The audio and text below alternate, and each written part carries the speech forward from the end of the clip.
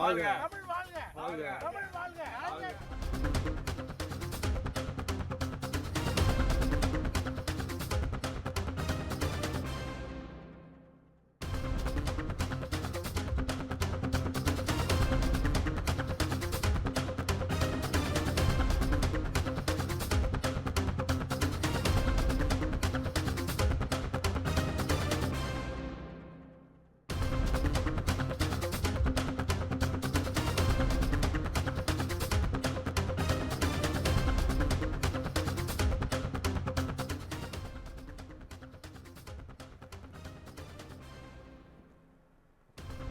பொள்ளாச்சியை தொடர்ந்து பாளையங்கோட்டையிலும் இந்தி பலகை அழைத்து திமுகவினர் எதிர்ப்பு தெரிவித்து வருகின்றனர். இதைத் தொடர்ந்து நெல்லை பாளையங்கோட்டையில் திமுகவினர் ஹிந்தி திணிப்புக்கு எதிராக ரயில் நிலையத்தில் உள்ள ஹிந்தி பெயர்களை அழித்து கருப்பு மை பூசி வருவதை அண்மை செய்தியாக பார்த்து வருகிறோம். இதுகுறித்த விவரங்களுடன் இணைகிறார் செய்தியாளர் சிவகுமார்.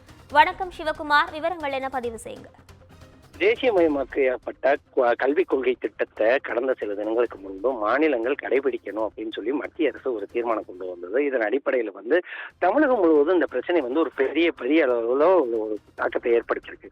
எப்படின்னு பாத்தீங்கன்னா, மூன்றாவது மொழியாக ஏதேனும் ஒரு மொழியை நிச்சயம் படிக்க வேண்டும் அப்படிங்கறதுதான் புதிய கல்விக் கொள்கையோட முக்கிய திட்டம். ஆனா இதுல என்ன சொல்றாங்கன்னா, ஹிந்தி திணிப்பை பாஜக முன்னிறுத்துது, ஹிந்தியை கட்டாயம் படிக்கணும் அப்படின்னு சொல்லி ஒரு நிர்பந்தத்தை கொண்டு வருது அப்படின்னு சொல்லி திமுக தரப்புல அதற்கு அதிர்ச்சி தெரிவித்த நிலையில தமிழகம் எங்குமே உள்ள இந்தி பலகைகளை அழிக்கிற ஒரு சூழ்நிலை தற்போது நடந்துட்டு இருக்குது. அதாவது பொள்ளாச்சியில நடைபெற்ற ஒரு இதுல இதே மாதிரி தமிழ் இந்தி எழுத்துக்கள் அழிக்கப்பட்ட நிலையில அந்த திமுக அந்த நபர்கள் மீது பிரிவுகளின் கீழ் வழக்கு பதிவு செய்யப்பட இருக்கிறது. அதே மாதிரி பாத்தீங்கன்னா, தற்போது நெல்லை மாவட்டத்தில் இருக்கிற பாளையங்கோட்டை ரயில் நிலையத்துல பாளையங்கோட்டை அப்படிங்கிற பெயர்ல ஹிந்தியில் எழுதப்பட்டிருந்த வார்த்தைகளை இங்க உள்ள திமுகவினர் வண்டி கருப்பு மை கொண்டு அழிக்கிற ஒரு சூழ்நிலை நடந்துட்டு இருக்குது.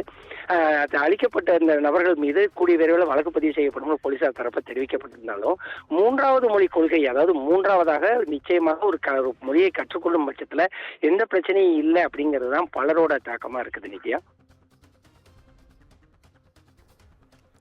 விவரங்களுக்கு நன்றி சிவகுமார்.